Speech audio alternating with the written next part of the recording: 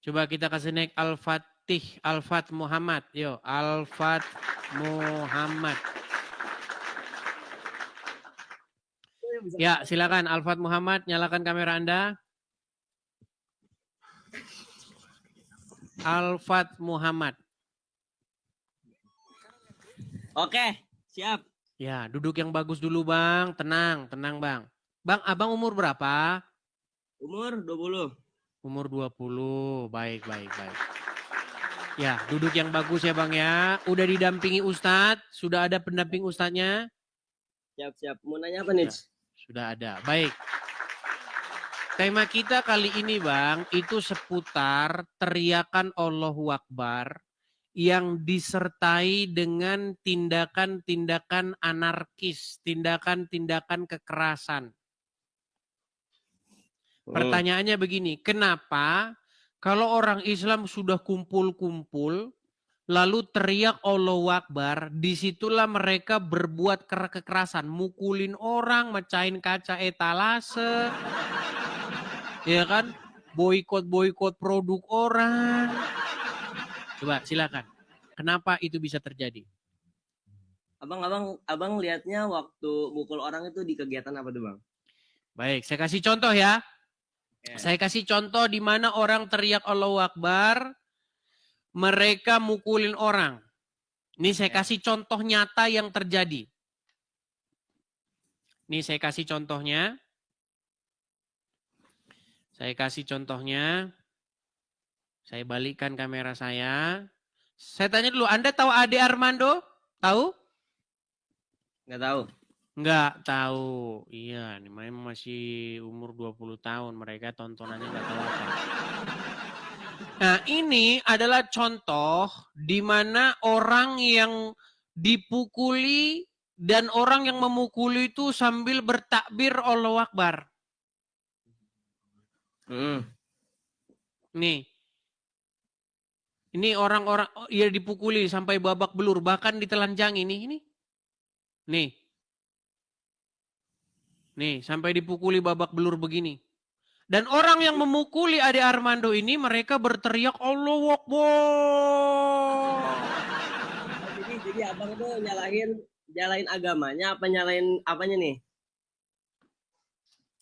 Nyalahin agamanya. Baik, sekarang saya tanya. Benar tidak bahwa Al-Quran memerintahkan supaya kamu berbuat kekerasan kepada orang-orang kafir? Mungkin kekerasan. Mungkin. Perhatikan pertanyaan saya. Anda kan tadi mengatakan, Anda kok salahkan agamanya? Seolah-olah agamanya tidak mengajarkan demikian, betul? Betul. Seolah-olah itu oknum orang-orang, betul? Oke, sekarang saya tanya. Apakah agama Islam mengajarkan kekerasan kepada orang-orang kafir? Enggak sih, enggak diajarin. Kan Nabi Muhammad turun itu ke dunia itu bukan buat mengajarkan sesuatu yang melenceng dari agama. Tapi Nabi Muhammad diturunkan ke dunia itu diutamimul adab. Tapi untuk mengutamakan adab. Tapi jika ada seseorang yang tidak memiliki adab, berarti itu kembali lagi kepada dirinya sendiri, Bang. Baik. Saya akan suruh Anda membaca Quran yang tertulis di dalam Quran Anda sendiri. Apakah benar yang Anda ucapkan itu? Ya. Ini banyak ini teman-teman. Muda-mudi muslim ini yang menerima informasi yang palsu. Ya. Mereka tidak tahu isi ayat Quran. Baik. Abang ini kayaknya nyantri ya, mondok. Lagi mondok? Oh, enggak dong. Enggak, oke. Tapi bisa baca ini? Coba silakan. Artinya aja kenapa ngambil surat Al-Fat ayat 29. Baik, artinya. Baik. Coba Anda baca ini. Ya. Baca. Ya. Baca. Muhammad itu adalah utusan Allah dan orang-orang yang bersama dengan dia adalah keras kepada orang-orang kafir. Oke. Jadi orang-orang yang bersama-sama dengan Muhammad itu lembut atau keras kepada orang kafir? Ya. Terus berkasih sayangnya kepada siapa? Berkasih sayang sesama mereka. Kamu lihat mereka. Berkasih sayang sesama muslim. Saya bacakan. Saya Tapi bacakan. di situ ya, tapi di situ kan, jadi kita kalau misalnya ngambil dari surat itu nggak bisa langsung ngambil artinya. Kan ada tafsirannya lagi. Kekerasannya Baik. balik lagi, tapi kepada ketegasan. Nggak kayak misalnya, lu mabuk nih, langsung ditampol kagak bang. Baik, kita bacakan dulu ayatnya. Sebelum kita membaca pelintirannya, pelintirannya, kita baca ayat Qur'annya dulu. Muhammad itu adalah utusan Allah. Dan orang-orang yang bersama dengan dia, maksudnya Muhammad, adalah keras terhadap orang kafir, tetapi berkasih sayang sesama mereka. Kamu lihat mereka ruku dan sujud, mencari karunia Allah dan keridoannya. Tanda-tanda mereka tampak pada muka dan bekas sujud. Demikianlah sifat-sifat mereka dalam Taurat dan sifat-sifat mereka dalam Injil. Betul? Mereka akan keras kepada orang kafir. Setuju? Enggak. Duh, gimana ini? Gimana ini? Coba baca lagi. Kan tadi saya bilang, kerasnya itu bukan keras main hantam, tapi keras dengan ketegasan. Oke, di sini bahasanya keras nggak? Iya, keras. Keras. Keras terhadap orang kafir, setuju? Iya, keras, setuju sama orang kafir. Nah, jadi kalau ada orang muslim yang berbuat kekerasan kepada orang kafir, itu sesuai dengan Al-Quran. Gimana sih? Oh, iya. Lu gimana? Kalau misalnya nih bang, kan tadi tuh saya sempat lihat di video abang. Apa itu? Tuhan itu katanya, Tuhan itu kan Esa. Cuman kan abang bilang kata Tuhan itu ada 3, tapi tetap satu. Itu gimana tafsirnya? Balik lagi ke situ, balik lagi. Kan balik aja, nanya. Bang. Ya. Tuhan itu satu, betul? Betul. Esa, betul nggak? Esa itu artinya apa? Esa itu artinya tunggal. Tunggal satu, betul nggak? Betul. Oke, saya satu nggak? Nggak bisa kan Tuhan abang itu ada. Bang, dengar. Saya ada berapa saya? Enggak, kenapa perumpamannya gimana? Tenang dulu, tenang. Anda sedang berbicara mengenai Allah yang satu, Tuhan yang satu, betul? Betul. Tuhan ada berapa? Tuhan itu ada satu. Ada kan satu, tunggal Esa, betul? Di potongan abang itu, abang ngomong Tenang. Saya ada berapa? Enggak, kenapa dibalikin mulu bang? Kenapa susah banget jawab itu? Kan tadi jawab dulu pertanyaan saya. Saya ada berapa? Nih, Tuhan abang satu kan? Tuhan abang ada 3. Abang itu ada 1. Ditanya saya ada berapa, mutar-mutar. Ini pertanyaan kenapa jadi sulit sekali Anda jawab? Abang nanya, saya jawab. Coba, silakan. Anda kan tanya nih sama saya. Saya sekarang tanya balik. Iya. Saya ada berapa? 1. Berarti saya itu tunggal nggak? Tunggal. Esa nggak saya? Esa. Berarti saya adalah Tuhanmu. Saya adalah Esa Al-Fat Muhammad. Saya adalah Tuhan.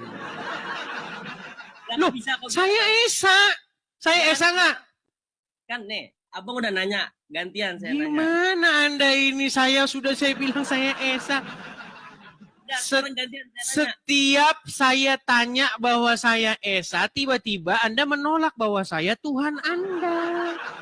Enggak. Nih, saya nanya. Abang Tuhannya ada 3, betul?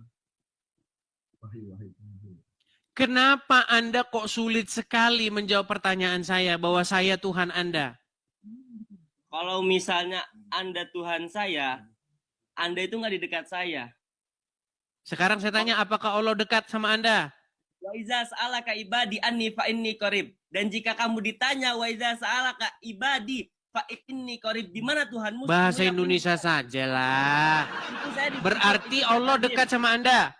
Iya. Oke, waktu Anda ke WC Allah ada di situ nggak? Di WC tuh Bang ada yang namanya cahaya. Kalau kita pakai perumpamaan di luar. Ditanya apa? Waktu Anda di WC, apakah Allah dekat sama Anda? Oh, tentu ada jelas. Ada di jelas. WC. Lalu Ada. kenapa ketika Anda masuk WC, Anda masuk pakai tangan kiri? Kaki kiri. Pakai kaki kiri. Kaki kiri itu kalau misalnya Bang ya. Kalau misalnya sulit ini orang muter-muter. Apakah Allah ada di WC? Allah itu nggak berbentuk Bang. Kan dibilang wa iza Ya, sa'alaka berbentuk. Emang kamu pernah lihat Allah? Kamu pernah lihat Allah? Bang. Enggak, saya tanya dulu. Apakah kamu pernah lihat Allah? Kita nggak pernah ngelihat Allah. Terus Tapi kenapa kita kamu katakan dia tidak berbentuk? Tapi kita itu merasakan bahwasanya Allah itu ada. Iya, pernyataan Anda bahwa Allah tidak berbentuk itu dapat dari mana? Dari saya tadi barusan. Berarti Anda lagi ngarang Allah, bikin Tuhan. Saya tunjukkan.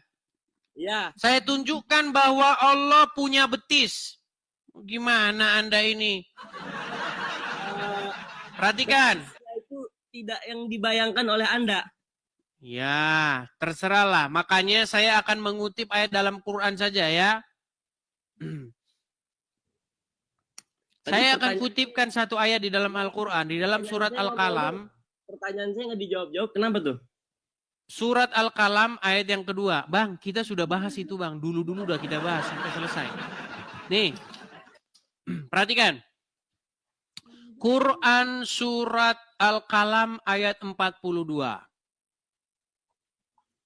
Pada hari betis disingkapkan dan mereka dipanggil untuk bersujud, maka mereka tidak kuasa. Betisnya siapa nih Bang? Betis? Pada hari betis disingkapkan. Oh, itu betis siapa? Betis siapa? Betis manusia. Betis manusia. Memang orang Islam kalau baca Quran, mereka tidak baca artinya. Saya bacakan. Lihat ya, kita baca nih tafsir-tafsirnya ya. Perhatikan. Pada hari kiamat, urusan menjadi sulit dan huru-haranya mengerikan. Allah datang untuk menetapkan keputusan di antara makhluk.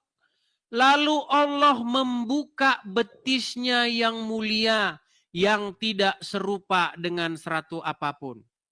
Betis yang mulia nggak serupa dengan satu apapun. Memang orang Islam nih kalau bikin tafsir bikin bingung. Coba nih, kita tampilkan lagi nih. Ayat ini menggambarkan kejadian-kejadian mengerikan dan menakutkan yang ada pada hari kiamat. Orang-orang musyrik akan diperintahkan untuk bersujud. Akan tetapi mereka tidak dapat melakukannya. Kehinaan akan menyelimuti mereka.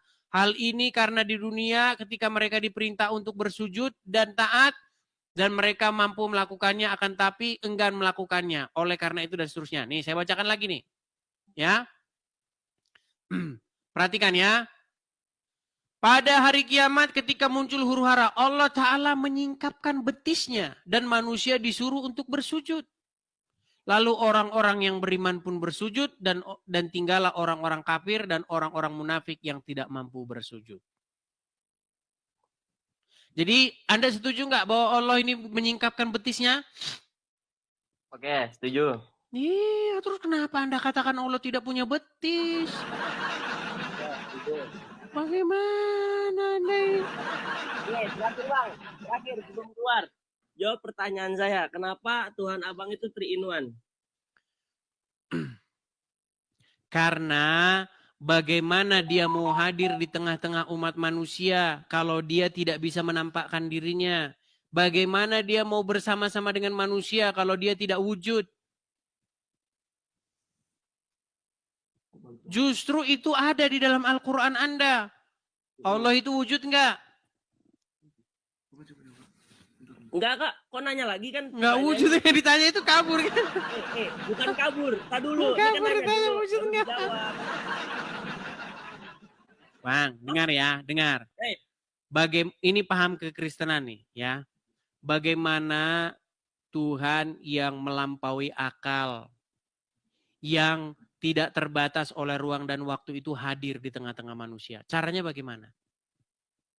Dengan perantaraan Sang Firman, firman-Nya yang menjadi manusia, yaitu Yesus. Makanya Yesus itu adalah wujud perwujudan daripada Bapa di surga. Jadi mengikut Yesus, bersama dengan Yesus itu pada hakikatnya sama dengan mengikut Bapa di surga yang melampaui akal dan pikiran itu, yang tidak terjangkau oleh akal kita, yang maha besar itu. Bagaimana yang maha besar itu hadir di tengah-tengah umat manusia, menyembuhkan, membangkitkan orang mati, melenyapkan segala penderitaan manusia.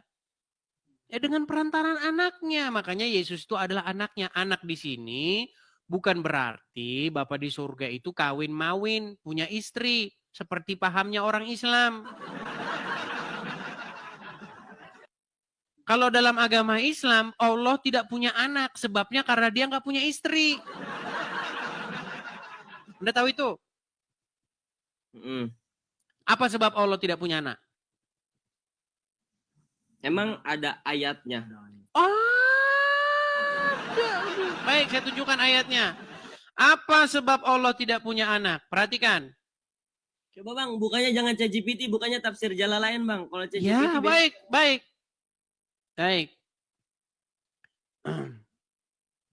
Saya tunjukkan ayatnya ya. Bagaimana ayat Al-Quran mengatakan di dalam surat Al-An'am ayat 101. Kok ChatGPT sih, orang saya buka Al-Quran gimana ChatGPT? Bang, ini Al-Quran nggak? Oke, surat Al-An'am ayat 101, mau cek nggak Quran di situ atau percaya aja ini? Percaya aja. Baik. Dia pencipta langit dan bumi. Bagaimana dia? Dia di sini siapa, Bang? Lanjutin aja dulu. Enggak, dia di sini siapa? Lanjutin aja dulu. Masa Anda tidak tahu dia di sini siapa? Lanjutin dulu, jangan setengah-setengah. Dia pencipta langit dan bumi. Bagaimana dia mempunyai anak padahal dia tidak punya istri? Dia menciptakan segala sesuatu dan dia mengetahui segala sesuatu. Betul? Betul. Nah, ada satu ungkapan di sini. Bagaimana dia di sini Allah, betul? Bagaimana dia punya anak padahal dia tidak punya istri? Berarti Al-Quran ingin menyimpulkan bahwa kemustahilan Allah punya anak itu karena dia tidak punya istri. Betul? Ayat selanjutnya. Baik, kita baca ayat selanjutnya. Yang memiliki sifat-sifat demikian itu ialah Allah Tuhan kamu. Tidak ada Tuhan selain Dia, pencipta segala sesuatu, maka sembahlah Dia dan Dia adalah pemelihara segala sesuatu. Nah, ini berbicara tentang Allah. Dikatakan kenapa Allah tidak punya anak? Karena Dia tidak punya istri. Setuju? Sekarang saya tanya, Maryam punya suami? Nggak punya. Maryam punya suami nggak? Nggak punya. Hah? Nggak punya. Nggak punya. Dia punya anak nggak? Punya. Oke. Bagaimana mungkin Maryam tidak punya suami, dia punya anak? Tapi Allah tidak punya istri, tidak bisa punya anak. Berarti mana yang lebih hebat? Nggak ada yang hebat sih, sama aja. Nggak ada yang hebat sama aja. Bentar, saya balik dulu kamera saya ya. Ini ngomong sama dia ini kita harus ekstra sabar. Coba Alfat. Ya. Menurut Al-Quran apa sebab Allah tidak punya anak? Tidak punya anak, lam yalid walam yulad. Tidak diperanakan. Ya, tidak. Sebabnya, sebab musabab dia tidak punya anak. Wah, kalau itu mungkin belum nyampe. Kan Al-Quran sudah bilang karena dia tidak punya istri. Bagaimana dia mempunyai anak padahal dia tidak punya istri? Betul? Iya. Artinya sebab dia tidak punya anak karena nggak punya istri. Seandainya dia punya istri maka dia punya anak. Punya anak. Sedangkan Maryam, dia tidak punya suami tapi dia bisa punya anak, betul? Betul. Berarti mana yang lebih sakti? Yang lebih sakti. Bang, kalau misalnya kita pakai perumpamaan dari Sedangkan Maryam saja tidak punya suami, bisa punya anak. Bang, gak usah jauh-jauh ke Maryam. Kalau Maryam udah jelas ceritanya. Nih, lahirnya satu entitas terkuat di Marvel itu ya, itu tuh tanpa adanya istri ataupun suami. Tapi iya, bagaimana mungkin lahir Allah dari- mengatakan yang demikian, sementara orang yang lain saja tidak punya suami, tidak punya istri, bisa punya anak. Gimana Anda ini? Janganlah Anda membangga-banggakan lam yalid walam yulad walam yakul lahu kufuwan ahad. Itu ayat-ayat itu gampang sekali dibantah. Coba dengarkan. Pernah dengar lagu Roma Irama? Pernah dengar? Nah, Mengapa kau Tuhankan manusia? Pernah dengar? nah. Hai manusia, tereret. Tuhan itu satu, tereret. Pernah dengar? Saya jawab, Bang. Lagu itu sudah saya jawab. Hai umat Islam, tereret. Saya juga satu. Hai umat Islam, tereret. Saya juga tunggal. Jangan-jangan saya Tuhanmu, karena saya juga satu. Tereret. Coba mengenai yang lagunya. Tuhan tidak beranak dan diperanakkan. Tereret. Saya jawab. Hai umat Islam. Tereret. Batu tidak beranak. Tereret. Hai umat Islam. Tereret. Batu tidak diperanakkan. Jangan-jangan batu Tuhanmu, karena batu tidak beranak dan diperanakkan. Tereret. Bang, kenapa? Saya bukan menciptakan lagu itu asal-asalan loh Bang. Kemungkinan besar Tuhan kalian itu adalah batu. Kenapa? Nih, saya kasih contoh. Nih Bang. Saya kasih Anda gambar batu yang sangat dimuliakan oleh umat Islam. Oke, tahu tuh Ya. apaan tuh. Saya kasih tunjuk nih Bang. Bagaimana kalian nih ya. Bagaimana kalian sangat-sangat mencintai ya, memuliakan sebongkah batu. Saya kasih tunjuk dulu Bang ya gambar-gambarnya. Saya balik dulu. Bang, ini gambar apa? Itu gambarnya Hajar Aswad. Hajar Aswad. Benarkah ini dimuliakan oleh umat Islam? Oh, tentu iya. Dimuliakan. Benarkah ketika Anda sampai di Ka'bah, Anda begini tangan Anda? Tangan Anda melambai begini. Betul nggak? Labbaik Allahumma labbaik. Nih, tangannya melambai nih. Sebentar nih ya. Iya, iya. Oke, kelihatan ini tangannya melambai-lambai? Ya. Oke, apa arti labbaik Allah? Labbaik Allah. Kenapa nanya artinya? Langsung aja ke intinya. Baik, karena orang Islam walaupun merucap bahasa Arab tapi tidak ngerti artinya, seperti a i a u i a u e. Nah, itu persis. Orang Islam seperti itu kalau lagi ngomong. Baik. Baik, Bang. Saya balik ya. Dengar lu, Bang. Arti labbaik Allah, arti labbaik Allahumma labbaik. Idan takalam tu bil ghatil arabiyah bil fusha antum la takun. Aduh, langsung dia ini.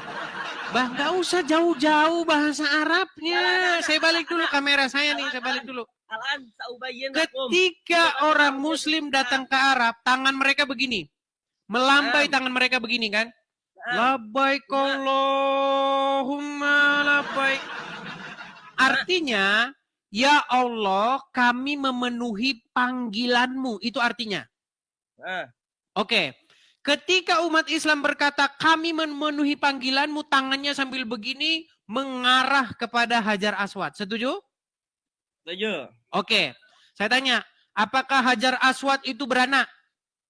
Enggak, Hajar Aswad Apakah itu, Hajar Aswad diperanakan?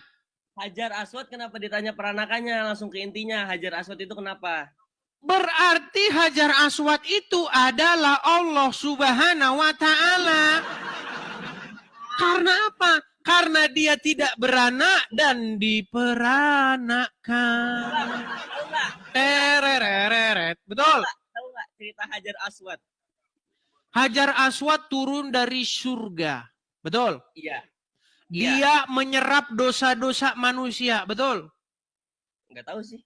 Belum lihat soalnya. Makanya. Oke, apa yang menyebabkan Hajar Aswad dari putih menjadi hitam? Kenapa Hajar Aswad itu dicium? Karena orang-orang Islam mencintai, mengagungkan, memuliakannya. Betul? Sebenarnya nggak ngagumin sih. Ada satu cerita. Terus kenapa dicium-cium? Ada satu cerita tentang Hajar Aswad. Ketika itu Sayyidina Umar bin Khattab berkata kepada Hajar Aswad, "Hei Hajar Aswad, aku demi Allah tidak akan menciummu jika bukan Nabi Muhammad." Oke. Apa sebabnya dia berkata demikian? Karena itu yang dilakukan oleh Nabi Muhammad. Iya, kenapa dia kok bisa berkata demikian? Siapa? Umar kan kata Anda dikatakan, "Hai Hajar Aswad, aku tidak akan menciummu kalau aku tidak melihat Rasulullah menciummu." Betul? Karena Hajar Aswad itu hanya sebongkah batu. Iya, hanya sebongkah batu. Kenapa dia punya pikiran begitu? Itu belum diperdalam lagi. Jadi jika ingin tahu... Sebentar. Kenapa dia bisa berkata demikian? Umar bin Khattab. Dia kan bilang, sesungguhnya engkau hanyalah sebongkah batu saja yang tidak dapat mendatangkan manfaat ataupun bahaya. Jikalau aku tidak melihat Rasulullah menciummu, maka aku tidak akan menciummu. Kenapa dia kok bisa sampai ngomong begitu? Perasaan tadi nggak ngomong ada manfaatnya dah. Baik, saya tampilkan hadisnya ya. Kita harus pelan-pelan mengajari umat Islam ya teman-teman ya. Nih, Umar bin Khattab. Santai, nggak bakal stres, sudah kuat iman anak. Sabar ya teman-teman ya. Bang, ngopi enak kayaknya bang. Kopi cok. Ya, jadi begini kan ya? Saya akan tampilkan bagaimana Umar bin Khattab berkata bahwa Hajar Aswad itu tidak ada manfaatnya. Tidak mendatangkan manfaat dan bahaya. Saya balik dulu hadisnya. Nih. Bang, tuh duduk tenang bang. Duduk tenang. Oke? Agak itu. Duduk tenang ya. Gue ngerokok kali. Bang, lihat ininya dong. Oke. Jadi di dalam Oke nih saya bacakan ya. Tadi dulu. Kalau misalnya mau lihat riwayat hadis itu dalam pelajaran mustalah hadis. Makasih ada Bang yang James. Makasih Bang. Lihat nih ya. Suatu hari Umar pernah mempertanyakan mengenai Hajar Aswad. Setelah ia berdialog padanya, dicatatkan oleh Imam Al-Ghazali dalam bukunya Ulumuddin. Apa dia berkata? Sesungguhnya Rasulullah mendatangi Hajar Aswad dan menciumnya. Umar bin Khattab kemudian berkata kepada Hajar Aswad. Dia ngobrol sama batu nih. Sungguh, aku tahu. Bang, liatin bang. Sungguh aku tahu bahwa kau hanyalah batu. Tidak bisa memberikan mudarat dan manfaat. Sungguh andai aku tidak melihat Nabi menciummu, niscaya aku pun tidak akan menciummu. Sekarang sudah percaya ada dalilnya? Ada. Oke. Jadi menurut Umar bin Khattab, batu ini tidak ada manfaatnya, betul? Tetapi karena dia melihat Muhammad menciumnya, dia pun ikut menciumnya, betul? Betul. Oke. Sekarang, saya balik dulu kamera saya. Coba Bang, perhatikan ini baik-baik. Malam ini Anda kalau berakal akan meninggalkan agama Islam. Perhatikan. Siap. Jika batu itu memang tidak mendatangkan manfaat, tidak mendatangkan bahaya, berarti perkataan Umar betul, setuju? Setuju. Nah, jika batu itu mendatangkan manfaat, berarti perkataan Umar salah, betul? Betul. Baik, sekarang kita anggap dulu perkataan Umar benar. Batu itu bisa mendatangkan manfaat atau tidak? Hah? Manfaatnya? Ya, ada manfaatnya nggak batu itu? Bisa mendatangkan mudorot atau manfaat atau bahaya? Tidak, menurut Umar. Menurut Umar, ya nggak ada sih. Tidak ada. Berarti mencium-cium sesuatu yang nggak ada manfaat, nggak ada gunanya, berarti itu perbuatan mubazir. Setuju? Setuju. Nah, menurut Al-Quran, perbuatan mubazir itu orang yang suka melakukan hal-hal yang mubazir, berarti menurut Al-Quran sahabat setan nggak? Ya. Berarti Muhammad sahabat setan nggak? Mungkin temenan. Temenan sama setan. Tapi kan tidak terhasut. Loh, Bang, menurut ayat Al-Quran, orang-orang yang suka melakukan perbuatan mubazir itu sahabat setan. Perhatikan. Saya akan tunjukkan ya. Menurut Quran, surat Al-Isra ayat yang ke-27. Al-Isra 27 ya. Al-Isra ayat 27. Saya bacakan. Saya bacakan. Ini cium-cium hajar aswad ini adalah perbuatan mubazir, teman-teman. Dan itu adalah sahabat setan, kata Al-Quran. Jadi Allah bilang Muhammad sahabat setan. Perhatikan. Sesungguhnya pemboros. Apa pemboros bahasa Arabnya? Innal mubazirina. Orang-orang yang melakukan perbuatan mubazir. Ya, sia-sia, boros. Itu adalah saudara-saudara setan. Dan setan itu adalah sangat ingkar kepada Tuhannya. Nih, perhatikan tafsir-tafsirnya. Tafsir-tafsirnya apa dikatakan? Duh. Mana tadi ini? Ya. Nih, saya balik lagi. Nah, oke, saya lanjutkan yang tadi. Menurut Umar bin Khattab, orang yang mencium hajar aswad itu dikatakan sama Umar, nih, sesungguhnya, nih ya, Umar bin Khattab berkata kepada hajar aswad, sungguh, aku tahu bahwa kau hanyalah batu, tidak bisa memberikan mudarat dan manfaat. Lalu kenapa masih dicium-ciumin?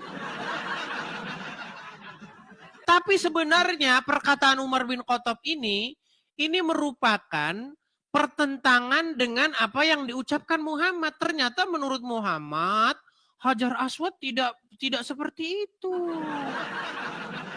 Perhatikan. Apa manfaat mencium hajar aswad? Nih, batu ini manfaatnya apa kalau dicium? Ini menggugurkan dosa-dosa. Gimana sih? Perhatikan. Mubazir nggak? Hah? Mubazir nggak? Iya, makanya perkataan siapa yang benar, Umar atau Muhammad? Kalau Umar bilang batu itu tidak mendatangkan manfaat, Muhammad bilang batu itu mendatangkan manfaat. Itu Umar ngomongnya setelah masuk Islam atau sebelum masuk Islam? Ya sesudah masuk Islam lah. Bagaimana mungkin Muhammad sudah meninggal, Umar belum Islam. Emang kan sebelum Nabi Muhammad Umar juga udah masuk Islam. Iya, dia berbicara, aduh, benar-benar dah. Perhatikan, nih. Sesungguhnya Sesungguhnya Rasulullah mendatangi Hajar Aswad dan menciumnya. Umar bin Khattab kemudian berkata kepada Hajar Aswad, sungguh aku tahu bahwa kau hanya batu, tidak bisa memberikan mudarat dan manfaat. Berarti waktu Umar ngomong gini dia udah muslim belum? Ada jelasnya nggak? Bagaimana mungkin dia belum muslim? Gimana sih? Dia kan ingin mencontoh Muhammad, kok dia belum muslim bagaimana? Tentang ajaran Islam paling pertama sebelum masuk Islam paling keras menolak Islam. Iya, lalu bagaimana dia mengatakan nih? Kalau andai aku tidak melihat Nabi menciummu, niscaya aku pun tidak akan menciummu. Bagaimana ucapan ini diucapkan Umar, tapi Umar belum jadi muslim? Ucapan ini pasti diucapkan setelah dia jadi muslim, setuju? Setuju. Tetapi pernyataan Umar itu bertentangan dengan pernyataan Muhammad. Ternyata menurut Muhammad, mencium Hajar Aswad menggugurkan dosa-dosa. Nih, perhatikan. Sebagaimana Rasulullah bersabda, ketika batu hitam turun dari surga, itu lebih putih dari susu. Tetapi dosa-dosa anak-anak Adam membuatnya menjadi hitam. Mengapa dosa menyebabkan sebuah batu berubah menjadi hitam? Karena dosa itu diserap oleh Hajar Aswad. Bahkan Hajar Aswad nanti akan bersaksi di yaumil akhir, akan memiliki mulut dan akan memiliki hidung, dan berkata bahwa Hajar Aswad itu akan berbicara bersaksi tentang orang-orang yang menyentuhnya. Nih, perhatikan lagi sabda Rasulullah. Diriwayatkan bahwa Umar pernah berkata, ini Umar lagi yang ngomong ini. Perhatikan, ini Umar yang ngomong, sama-sama Umar. Apa kata Umar? Saya mendengar Rasulullah bersabda, menyentuh mereka berdua, maksudnya batu hitam, Hajar Aswad, dan rukun Al-Yamani adalah penebusan dosa. Umar yang sama ngomong, katanya mencium Hajar Aswad gak ada gunanya. Umar yang sama bilang mencium Hajar Aswad menebus dosa-dosa. Makanya makin dipelajarin agama Islam, makin orang tersebut akan meninggalkan akal warasnya. Setuju? Enggak. Nah, tidak setuju. Sungguh nekat yang nyata. Dan siapakah mereka yang nekat yang nyata? Yaitu yang mereka ketika diberikan bukti kepadanya, tetapi mereka terus mengingkarinya. Dan tiadalah mereka itu, melainkan adalah orang-orang yang nekat. Bang, kembali ke tema awal tadi. Apakah Allah menghapus dosa-dosa manusia? Menghapus. Oke. Apakah Hajar Aswad menghapus dosa-dosa manusia? Menghapus perantara. Apakah Allah beranak? Enggak. Apakah Hajar Aswad beranak? Apakah Hajar Aswad beranak? Bang kok ngebanding-bandingin sama... Saya akan katanya laisa kamislihi. Betul nggak? Tidak ada yang serupa dengan dia, betul? Serupa sama siapa? Sama Allah. Iya. Oke, saya tanya, Allah beranak? Enggak. Batu Hajar Aswad beranak? Enggak, kenapa sama Hajar Aswad? Berarti Allah dan Hajar Aswad memiliki sifat-sifat yang sama. Kenapa batu punya sifat? Loh, batu Hajar Aswad beranak nggak? Kocak. Aduh, gimana Anda ini? Kenapa nanyanya Hajar Aswad itu beranak? Sungguh Anda nekat yangnya. Bang. Saya hanya menanggapi lagu kalian. Allah tidak beranak, batu pun tidak beranak. Allah tidak diperanakkan, Hajar Aswad tidak diperanakkan. Allah menghapus dosa, Hajar Aswad juga menghapus dosa. Makanya saya simpulkan, tiada lain dan tiada bukan Tuhan kalian itu adalah Hajar Aswad. Tadi katanya Tuhannya Nabi Muhammad, sekarang ganti lagi Hajar Aswad. Ya, Hajar Aswad itu adalah Tuhan yang nampak sampai sekarang. Muhammad sudah meninggal, sudah nggak kelihatan lagi. Jadi intinya bertaubatlah kamu dari mengikuti Muhammad. Karena dia akan membuat kamu, satu, berteriak Allahu Akbar terus mukul orang. Dia akan membuat kamu berbuat anarkis dan kekerasan. Dia akan membuat kamu pergi ke Arab mencium-ciumi sebongkah batu. Dia akan membuat kamu meminumi air kencing hewan, air kencing onta. Makanya saya bilang, singkirkanlah Muhammad dari dalam hatimu, wahai Alfat. Oke, Makanya intinya, 2025 ganti Tuhan, setuju? mungkin Nah iya, mungkin. Dia sudah ucapkan mungkin. Ya, anak muda harus begitu dong, keren ya.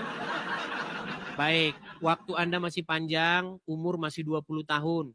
Ya, belajar lagi yang banyak. Nanti Anda akan simpulkan nanti.